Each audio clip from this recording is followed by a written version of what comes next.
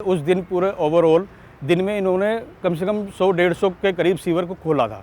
तो नेचुरली बात है कि इतना लेबर वर्क इनके ऊपर इम्पोज किया गया, लादा गया, तो 150 सीवर के ढक्कन खोलना, और एक दरमियाना आदमी जो सीवर का कर्मचारी होता है वो फिजिकली वीक ही होता है। मतलब उनको दिक्कत हो रही थी, वो कह रहे थे मेरे हाथ पैर से कब आ रहे मोटे, मैं तुम यहाँ बैठ जाओ, मैं कर रहा हूँ इस काम को।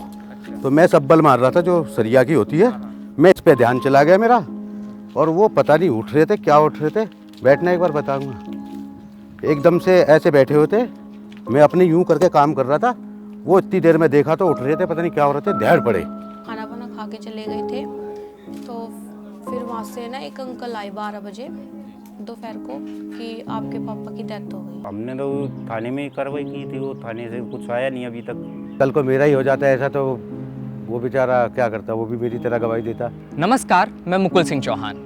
इस वक्त हम मौजूद हैं दिल्ली के नरेला में, नरेला के सेक्टर A9 पॉकेट 3 में, जहां 19 मार्च को एक ऐसा हादसा होता है जिसके बाद बहुत सारे सवाल खड़े हो जाते हैं। विजेंद्र नाम के एक शख्स की मौत उस वक्त हो जाती है जब वो DDA का सीवर साफ कर रहे थे। आज हम घटना स्थल पर मौजूद हैं। हम उनके परिवार से बात करेंगे और उस व्यक्ति से भी बात करेंगे जो उस वक्त उनके साथ जब हादसा हुआ तब मौजूद थे। हम इस पर बात करके यह पता लगाने की कोशिश करेंगे कि आखिर इस मामले में आगे क्या हो रहा है। ये विजेंद्र की बेटी खुशबू हैं।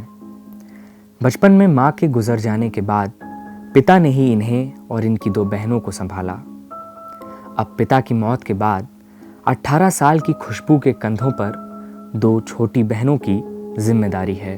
फिर मेरे चाचा गए थे वहाँ पे, तो फिर उन्होंने देखा कि भाई क्या हुआ क्या नहीं हुआ। फिर हॉस्पिटल वगैरह लेके गए तो ऐसे बोले हॉस्पिटल में भी कि आपके पापा की मृत्यु हो चुकी है। विजेंद्र जी मेरे भाई थे, सगे थे, और ये इनकी दुर्घटना ये हुई है, ये इसका जिम्मेवार या ठेकेदार या DDA कोई तो है ही।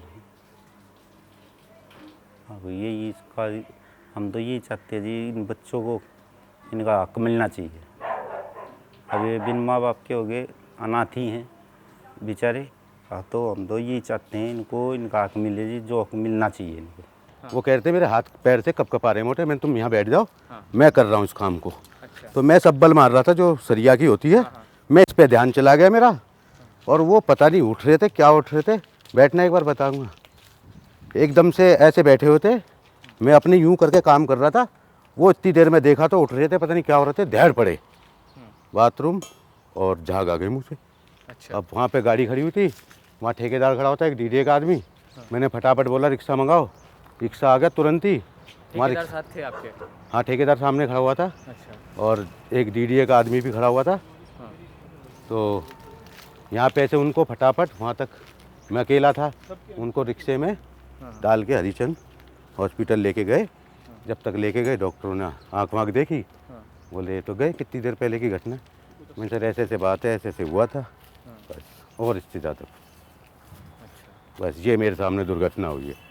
यहाँ तो मैंने उनको हाथ भी नहीं लगाने दिया। मम्मी की तो 6-7 साल हो गए जब एक्सपायर हो गई थी मेरी मम्मी, तो इसलिए खैर ज़्यादा कुछ तो पता नहीं। बस मुझे ये है कि मेरे को दोनों बहन पालनी है अपनी, मतलब किसी पे डिपेंड ना हो ज़्यादा। अब ये चाचा चाची है मेरे, ये भी कब तक करेंगे, क्योंकि इनके पास भी 3 बच्चे हैं ना, इसलिए, और हम भी 3 हो गए, तो इसलिए 6 बच्चे हो गए। तो फिर ये भी बेचारे सरकारी, मतलब कच्चे हैं, ऐसे ही कच्चों में है। एक तो मेरी छोटी मम्मी तो स्कूल में, मेरे छोटे पापा MCD में है, तो ये भी कच्चे हैं। अभी ऐसे नहीं है कि ये भी पक्के हैं, इनके भी छोटे छोटे बच्चे हैं। बस यही है कि मेरे को कुछ हेल्प मिल जाए और मैं अपनी दोनों बहनों को मतलब अच्छी तरीके से पाल सकूं। अभी इनके पास ये घर भी मेरे ख्याल से रहने का कोई चांस भी नहीं है, जो कि कर्जे पे पैसा उठाया गया है, ये दिया गया है, कागज़ भी इसके कर्जे वाले के पास हैं। तो अब जब इनके पास ही ये लड़की क्या कमा थोड़ी रही है जो उस कर्जे वाले के बेचारे का पैसा देंगे। तो वो कागज़ है तो वो भी कुछ ना कुछ तो करेगा, फिर या तो अपने पैसे लेगा या इसको भी कुआएगा, कुछ ना कुछ तो करेगा वो भी अपने पैसे के लिए। ये भी कर्जे पे, इनके ऊपर से तो साथ माँ बाप का भी साया, घर का भी साथ गई। अब आगे तो यही है जी, अब जो हमारे लिए ऐसे हो जो वो हम करेंगे, इनके परिवार के हैं तो हम करना तो पड़ेगा। अब इसमें को वो तो है नहीं भाई, अब लड़की है, लड़का होता तो वो भी जल जाता। अब लड़की है, इनकी तो देखभाल करनी पड़ेगी मेरे को, इनका सब कुछ करना पड़ेगा। पढ़ाई भी है, लिखाई भी है, फिर इनका खाना पोषण सारा करना पड़ेगा। अब इनको किसके सारे छोड़ दूँगा, किसी के साथ सारे थोड़ी छोड़े जाएंगे, और कोई परिवार का है नहीं। देखो ये घटना 19 तारीख की है और 19 तारीख को जब ये डेथ हुई, दुर्घटना हुई, तो इनका पोस्टमार्टम भी हुआ हरिश्चंद्र हॉस्पिटल में, बाबू जगजीवन राम हॉस्पिटल में यहाँ ले गए थे, ऐसा इन्होंने बताया था। और वहाँ से जब यहाँ आए थे, हम उनके घर पे गए तो हमें पता चला कि हम सीधा फिर इनके घर सीधा आए, तो उस दौरान वहाँ पोस्टमार्टम होकर बॉडी भी आ चुकी थी, तो उसके क्रीमेशन में भी हम शामिल हुए थे। तो इसके साथ जो विनोद जो कर्मचारी था, जो ठेके पे इनके साथ काम कर रहा था, तो उससे हमारी बातचीत हुई थी, तो हमने उसका बाइट भी लिया था। उसने हमें बताया था कि ऐसे ऐसे जो मनोज शर्मा जो ठेकेदार है, उसका फ़ोन आया था विजेंद्र के पास कि भाई ऐसे ऐसे काम है, वहाँ करना है। तो विजेंद्र ने इस विनोद को भी अपने साथ में लिया कि ऐसे ऐसे है और हम पिछले कई दिनों से काम चल रहा है, वो जो रुकी हुई दिहाड़ी वो भी मिल जाएगी और कुछ सीवर हैं वो भी साफ़ करने हैं, तो इसके उसमें ये 500 रुपये की दिहाड़ी जो है इनकी वो मिलती है। तो उस हिसाब से वो ये आ गए थे कि भी 2-4 सीवर और बचते हैं, वो भी काम कर लेंगे तो हमारी दिहाड़ी भी मिल जाएगी। तो दिहाड़ी के लालच में या पिछला बकाया पेमेंट को मिल जाने के उसमें ये लोग यहाँ आए और उस दिन इत्तफाकन इनकी सीवर को खोलते वक्त इनकी डेथ हो गई, ऐसा विनोद जी ने बताया था।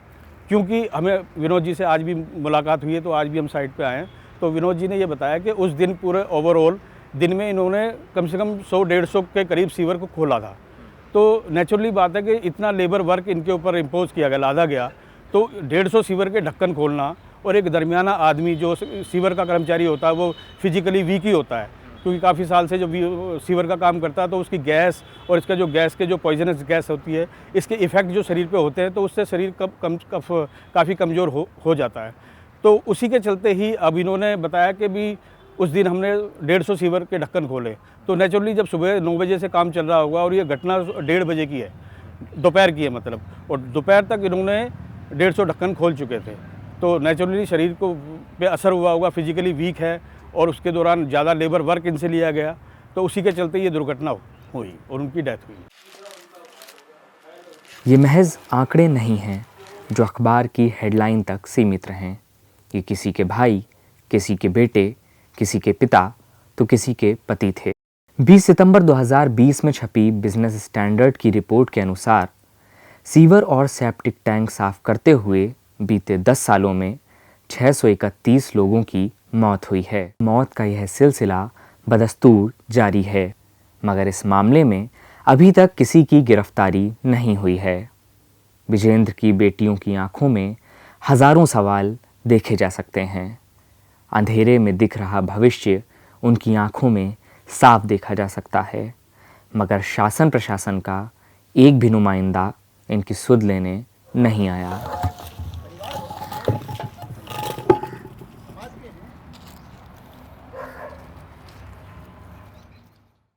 द वायर के और वीडियोस देखने के लिए सब्सक्राइब करें और बेल आइकन पर क्लिक करें।